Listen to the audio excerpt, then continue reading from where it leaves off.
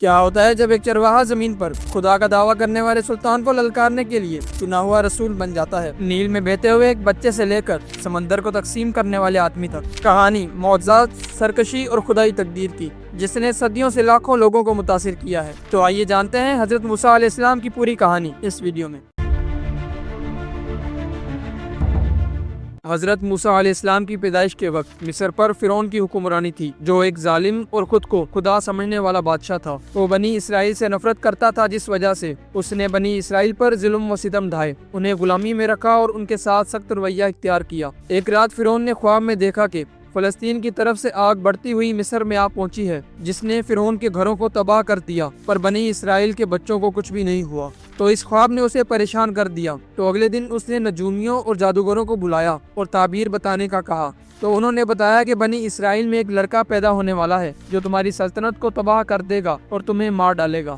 اس خوف کی بنا پر اس نے حکم دیا کہ بنی اسرائیل کے تمام پیدا ہونے والے لڑکوں کو مار دیا جائے اور لڑکیوں کو زندہ رہنے دیا جائے۔ پر جب کافی بچے مار دیے گئے تو وہاں کے ایک ایکسپرٹ نے فرعون سے کہا کہ ہمیں چاہیے کہ ایک سال پیدا ہونے والے لڑکوں کو زندہ رکھا جائے اور دوسرے سال پیدا ہونے والے لڑکوں کو مار دیا جائے، تاکہ کام کاج کے لیے کچھ آدمی بچ سکیں۔ تو یہ سجھاؤ فرعون کو کافی پسند آیا اور پھر ایسا ہی ہونے لگا۔ ایسے ظالمانہ حالات میں جس سال لڑکوں کو زندہ رکھا جانا تھا، اس سال حضرت موسیٰ علیہ السلام کے بھائی ہارون علیہ السلام کی پیدائش ہوئی، اور جس سال لڑکوں کو مارا جانا تھا، اس سال حضرت موسیٰ علیہ السلام کی پیدائش ہوئی۔ ان کی پیدائش پر ان کی والدہ کو ان کی جان کا خطرہ دکھائی دیا، تو اللہ تعالیٰ نے ان کے دل میں ایک بات ڈال دی جس کا ترجمہ کچھ یوں ہے: اور ہم نے موسیٰ کی ماں کو حکم دیا کہ اس کو دودھ پلاؤ، پھر جب اس کے بارے میں خوف محسوس کرو تو اسے دریا میں ڈال دو، اور نہ ڈرو اور نہ غم کرو، بے شک ہم اسے تمہاری طرف واپس لائیں گے اور اسے اپنے رسولوں میں سے بنائیں گے۔ تو اللہ تعالیٰ پر بھروسہ کرتے ہوئے حضرت موسیٰ علیہ السلام کی ماں نے اپنے بیٹے کو ایک مضبوط ٹوکری میں رکھا اور اسے دریائے نیل کے حوالے کر دیا۔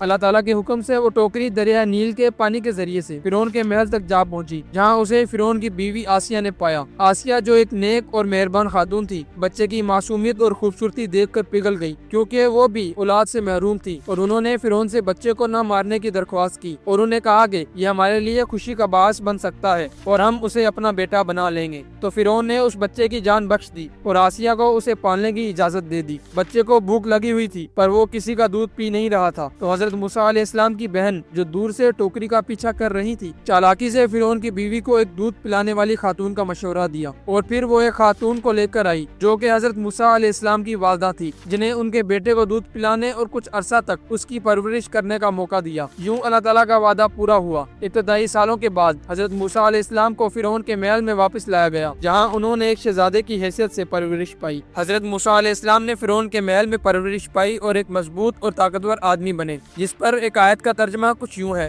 وہ اپنی عمر کو پہنچ گیا اور مضبوطی سے قائم ہوا۔ وقت گزرتا رہا اور خدا کی کرنی کچھ یہ ہوئی کہ وہ ایک شہر سے گزر رہے تھے، تو انہیں دو آدمی نظر آئے، جن میں سے ایک اسرائیلی تھا اور دوسرا مصری۔ مصری آدمی بنی اسرائیل کے آدمی کو مار رہا تھا، تو اسے بچانے کے لیے موسیٰ علیہ السلام نے مصری آدمی کو ایک پنچ مارا۔ چونکہ موسیٰ علیہ السلام بہت طاقتور تھے، تو ان کے ایک پنچ ہی کی وجہ سے مصری آدمی مر گیا۔ اس کے بعد موسیٰ علیہ السلام نے فوراً اللہ تعالیٰ سے توبہ کی، کیونکہ ان کا ارادہ مصری آدمی کو مارنے کا نہیں تھا، جس پر اللہ تعالیٰ نے یہ آیت نازل فرمائی، جس کا ترجمہ ہے: اس نے کہا، اے میرے رب، میں نے اپنی جان پر ظلم کیا ہے، تو مجھے معاف کر دے، اور اس نے اسے معاف کر دیا، بے شک وہ بخشنے والا مہربان ہے۔ یہ خبر آگ کی طرح پھیلتی ہوئی فرعون تک جا پہنچی، تو اس نے حضرت موسیٰ علیہ السلام کو مارنے کا منصوبہ بنایا۔ اور پھر ایک آدمی شہر کے کونے سے حضرت موسیٰ علیہ السلام کے پاس آیا اور کہا، اے موسیٰ، بے شک سردار تمہیں قتل کرنے کی سازش کر رہا ہے، تو چلے جاؤ، بے شک میں تمہارے لیے مخلص مشیروں میں سے ہوں۔ اور پھر حضرت موسیٰ علیہ السلام مصر سے مدین کے سفر پر نکل گئے، جو کہ ان کے لیے بہت مشکل اور لمبا راستہ رہا، کیونکہ وہ کبھی بھی اس سے پہلے مصر سے باہر نہیں نکلے تھے۔ مدین پہنچنے پر انہوں نے ایک کنواں دیکھا، جس کے ارد گرد کافی چرواہے اپنی بھیڑ بکریوں کو پانی پلا رہے تھے، اور اسی کے نزدیک دو جوان لڑکیاں بھی کھڑی کسی کا انتظار کر رہی تھی۔ تو موسیٰ علیہ السلام ان کے پاس گئے اور مسئلے کا پوچھا، تو انہوں نے بتایا کہ ہمارا باپ بوڑھا ہے اور یہ چرواہے کنویں پر پتھر ڈال کر چلے جاتے ہیں، جس وجہ سے ہمیں پانی بھرنے میں مشکل ہوتی ہے۔ تو پھر اس کے بعد جب چرواہے اپنے جانوروں کو پانی پلا کر جانے لگے، تو انہوں نے کنویں کو بڑے سے پتھر سے بند کر دیا۔ تو حضرت موسیٰ علیہ السلام نے اپنی طاقت کو استعمال کرتے ہوئے ڈھکن کنویں سے اتار کر انہیں پانی بھر کر دیا، اور پھر ایک سائے میں جا کر بیٹھ گئے اور اللہ تعالیٰ سے دعا کرنے لگے، اے میرے رب، مجھے کوئی اچھی چیز چاہیے جو آپ میرے لیے بھیج دیں۔ اور جب وہ لڑکیاں گھر گئیں تو انہوں نے اپنے باپ کو سارا واقعہ سنایا، تو وہ سن کر بہت متاثر ہوا اور ان میں سے ایک بیٹی کو اسے دعوت دینے کے لیے بھیج دیا۔ جس پر ایک آیت کا ترجمہ کچھ یوں ہے: پھر دونوں میں سے ایک شرماتی ہوئی موسیٰ علیہ السلام کے پاس آئیں اور اس نے کہا، میرے والد آپ کو دعوت دیتے ہیں کہ وہ آپ کو ہمارے لیے پانی بھرنے کا اجر دیں۔ اور جب حضرت موسیٰ علیہ السلام وہاں گئے تو لڑکیوں کے باپ نے حضرت موسیٰ علیہ السلام کو کھانا پیش کیا۔ کھانے کے بعد اس کی ایک لڑکی اپنے باپ کو کہنے لگی، اے میرے باپ، اس کو کام پر رکھ لو، کیونکہ وہ لڑکی اس کی طاقت اور ایمانداری پر بہت خوش ہوئی تھی۔ اور پھر ان کے باپ نے حضرت موسیٰ علیہ السلام سے کہا کہ میں اپنی ایک بیٹی کی شادی تم سے کروانا چاہتا ہوں، پر میری ایک شرط ہے کہ تم 8 سال تک میری خدمت کرو گے، پر اگر 10 سال پورے کرتے ہو تو آپ کی طرف سے فضل ہوگا۔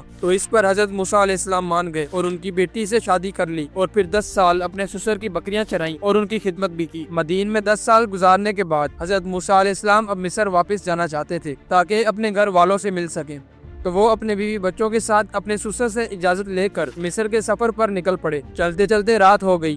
رات بہت سرد اور کالی تھی اور ان کے پاس کوئی روشنی بھی نہیں تھی، جس وجہ سے وہ مصر کے راستے سے بھٹک گئے، پر وہ رکے نہیں کیونکہ وہ ایسی جگہ رکنا چاہتے تھے جہاں پر وہ سردی سے بچ سکیں۔ تبھی موسیٰ علیہ السلام کو دور ایک روشنی دکھائی دی جیسے آگ جل رہی ہو، تو وہ اپنے بیوی بچوں کو وہاں کھڑا کر کر اس روشنی کی طرف بڑھنے لگے تاکہ اپنی بیوی بچوں کو بھی وہاں لے جا سکیں۔ جب حضرت موسیٰ علیہ السلام وہاں پہنچے تو انہوں نے دیکھا کہ آگ پیڑ کے اندر لگی ہوئی ہے جس سے روشنی ہو رہی تھی، اور وہ یہ دیکھ کر حیران تھے کہ آگ پیڑ کے اندر سے آ رہی ہے پر پیڑ کو جلا نہیں رہی۔ اور پھر اس روشنی سے آواز آئی، وہ ایک آیت تھی جس کا ترجمہ کچھ یوں ہے: جب وہ وہاں آئے تو وہاں سے آواز آئی، اے موسیٰ، بے شک میں تمہارا خدا ہوں، اپنے جوتے اتار دو، بے شک آپ وادی طویٰ میں ہیں، لہٰذا سنو جو وحی کی جاتی ہے، بے شک میں اللہ ہوں، میرے سوا کوئی معبود نہیں، لہٰذا میری عبادت کرو اور نماز قائم کرو۔ اور پھر اللہ تعالیٰ نے انہیں حکم دیا کہ جاؤ اور فرعون کو اسلام کی دعوت دو، بے شک اس نے زیادتی کی ہے۔ اور پھر انہیں ایک معجزے کے ساتھ نوازا جس میں ان کی لاٹھی ازدے میں بدل سکتی تھی۔ اور جب حضرت موسیٰ علیہ السلام جانے لگے تو انہوں نے دعا کی، میرے اللہ میرا سینہ کھول دے اور میرے کام میں آسانی فرما، میرے زبان کی گرہ کھول دے تاکہ وہ میری بات سمجھ سکیں، اور میرے بھائی کو میرا ساتھی بنا دے۔ اور پھر اللہ تعالیٰ نے یہ آیت نازل فرمائی جس کا ترجمہ کچھ یوں ہے: تم اور تمہارا بھائی تمہاری نشانیاں لے کر جاؤ اور میری یاد میں سستی نہ کرو، اور فرعون سے نرمی سے بات کرنا، شاید وہ نصیحت پر آ جائے یا ڈر جائے۔ اور پھر موسیٰ علیہ السلام اور ہارون علیہ السلام مل کر فرعون کے پاس گئے اور اسے اللہ تعالیٰ کا پیغام پہنچایا۔ موسیٰ علیہ السلام نے کہا، فرعون، میں اللہ تعالیٰ کا پیغمبر ہوں جو اس پوری کائنات کا خدا ہے، میں تمہارے پاس تمہارے رب کی طرف سے واضح دلیل لے کر آیا ہوں، لہٰذا تم بنی اسرائیل کو میرے ساتھ بھیج دو۔ فرعون ایک متکبر بادشاہ تھا، وہ نہیں مانا اور اسے کہنے لگا کہ ہم نے آپ کو اپنے درمیان پالا اور آپ نے وہ کیا جو آپ نے کیا، اور اب تم ناشکروں کی طرح ہمارے سامنے آ گئے ہو۔ تو موسیٰ علیہ السلام نے کہا، میں نے یہ کام تب کیا جب میں گمراہوں میں سے تھا اور تجھ سے ڈر کر بھاگ گیا، اور پھر میرے رب نے مجھے حکمت اور نبوت عطا کی اور مجھے رسولوں میں سے کیا۔ تو پھر فرعون نے پوچھا، رب العالمین کیا ہے؟ حضرت موسیٰ علیہ السلام نے جواب دیا، آسمانوں اور زمین دونوں کا رب، اگر تم یقین کرو تو۔ حضرت موسیٰ علیہ السلام اللہ تعالیٰ پر پختہ یقین کے ساتھ فرعون کو اللہ تعالیٰ کی آیات اور نشانیاں پہنچانے کی پوری کوشش کرتا رہا، پر فرعون نے اپنی طاقت اور دولت پر گھمنڈ کیا اور اسلام قبول کرنے سے انکار کر دیا، اور حضرت موسیٰ علیہ السلام اور ہارون علیہ السلام کو دھمکیاں دینا شروع کر دی اور انہیں قیدی بنانے کا کہنے لگا۔ تو حضرت موسیٰ علیہ السلام نے کہا، اگر میں تمہارے پاس کھلی دلیل لاؤں تب بھی؟ تو فرعون نے کہا، سچے ہو تو لے آؤ۔ تو حضرت موسیٰ علیہ السلام نے اللہ تعالیٰ کے حکم سے اس چیلنج کو قبول کیا اور اپنی لاٹھی پھینکی جس سے وہ سانپ میں بدل گئی۔ یہ دیکھنے کے بعد بھی فرعون اللہ تعالیٰ پر ایمان نہیں لایا۔ اپنی شہرت اور تکبر کی وجہ سے فرعون نے اپنے ساتھیوں سے کہا، بے شک یہ ایک عالم جادوگر ہے جو اپنے جادوگر کے زور سے تمہیں ہمارے ملک سے نکالنا چاہتا ہے، تو تم کیا مشورہ دیتے ہو؟ فرعون کے ساتھیوں کو موسیٰ علیہ السلام اور ہارون علیہ السلام سے ہارنے کا خوف تھا، تو انہوں نے وقت مانگا تاکہ تمام جادوگروں کو بلا سکیں، اور پھر انہوں نے موسیٰ علیہ السلام کے ساتھ آنے والے میلے کے دن بھیڑ کے سامنے مقابلہ کرنے کا کہا۔ تو موسیٰ علیہ السلام مان گئے کیونکہ انہیں اللہ تعالیٰ پر پورا یقین تھا کہ وہ انہیں فتح دیں گے۔ اور پھر فرعون نے موسیٰ اور ہارون علیہ السلام کو مقابلے کے دن تک قید کر دیا۔ مقابلے کا دن آیا اور موسیٰ علیہ السلام نے جادوگروں کو خبر دی۔ اس نے کہا، تم پر افسوس، اللہ تعالیٰ پر جھوٹ نہ باندھو ورنہ وہ تمہیں عذاب سے ہلاک کر دے گا۔ اس پر جادوگر گھبرا گئے، لیکن فرعون نے انہیں کہا، یہ ایک جادوگر ہے جو تمہیں تمہاری زمین سے نکالنا چاہتا ہے، اس لیے اپنے منصوبے پر پختہ ارادہ کریں اور صف میں آئیں۔ مقابلہ شروع ہوا۔ جادوگروں نے اپنی لاٹیاں اور رسیاں زمین پر پھینک دی اور وہ حرکت کرنے لگی، جو در حقیقت سانپ نہیں تھے بلکہ انہوں نے لوگوں کی آنکھوں پر جادو کر دیا تھا، جس وجہ سے ان پر خوف طاری ہو گیا اور انہیں ان کی لاٹیاں سانپ دکھائی دینے لگی۔ حضرت موسیٰ علیہ السلام نے جب یہ دیکھا تو ان پر بھی عارضی خوف طاری ہو گیا تھا، تو اللہ تعالیٰ نے انہیں فرمایا، خوف نہ کرو، آپ ہی اعلیٰ ہیں اور جو آپ کے ہاتھ میں ہے پھینک دو، یہ سب کو نگل جائے گا جو کچھ بھی انہوں نے بنایا ہے۔ اور پھر ایسا ہی ہوا۔ جب موسیٰ موسیٰ علیہ السلام نے اپنا عصا زمین پر پھینکا تو وہ ایک بڑے اژدے میں بدل گیا اور ایک ایک کر سارے سانپوں کو نگل گیا۔ یہ سب دیکھ کر فرعون سمیت سب حیران ہو گئے اور سب جادوگر سجدے میں گر گئے اور انہوں نے کہا کہ ہم ہارون اور موسیٰ علیہ السلام کے رب پر ایمان لے آئے ہیں۔ فرعون کو اس کی شکست پر یقین نہیں آیا اور اس نے موسیٰ اور ہارون علیہ السلام کو قید کروا دیا اور جادوگروں کو اذیتیں دینا شروع کر دی، پر جادوگر اللہ تعالیٰ پر ایمان لے آئے تھے اور فرعون کے ڈر سے نجات پا چکے تھے۔ انہوں نے کہا کہ ہم کبھی بھی تمہیں اللہ تعالیٰ سے اوپر نہیں رکھیں گے اور ہمیں یقین ہے کہ اللہ تعالیٰ ہمارے گناہوں کو معاف کر دے گا جو تم نے ہم سے کروائے ہیں، اور اللہ تعالیٰ بہتر اور زیادہ صبر کرنے والا ہے۔ اور وہ سب اسی طرح